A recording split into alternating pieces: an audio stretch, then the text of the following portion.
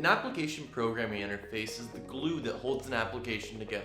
But what you have to remember is you can't use Elmer's for everything. There are different kinds of glue for different kinds of jobs.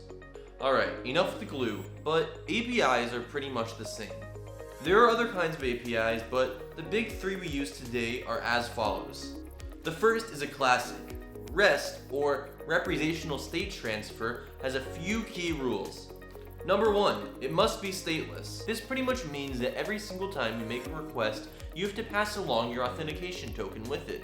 REST uses HTTP methods to perform all of its actions. This makes CRUD actions very intuitive. Finally, the shape of a response from a REST API should always be the same.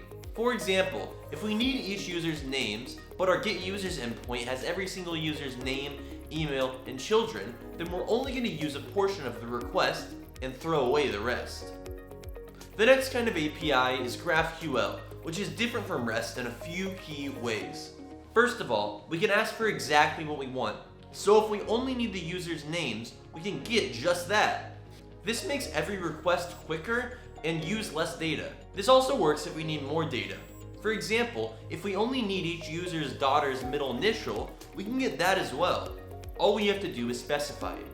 This is because the entire API is structured as one big unified graph. This means that you can request any related data. The one cost of GraphQL, however, is it can take much longer to build a good API. The final kind of API is gRPC, or Google Remote Procedure Call. The idea of gRPC is it's a ridiculously fast and efficient way of connecting microservices in the backend. It's often thought of as a means of calling a function remotely in another service. The idea of gRPC is it can be up to 7 times faster, have a much smaller message size, and handle errors much more elegantly. One of the problems with gRPC, however, is it can't reliably run in the browser due to its reliance on HTTP2. Alright, thanks for watching, guys. Here's a cute panda for sticking till the end, and please let me know in the comments if I should cover anything else.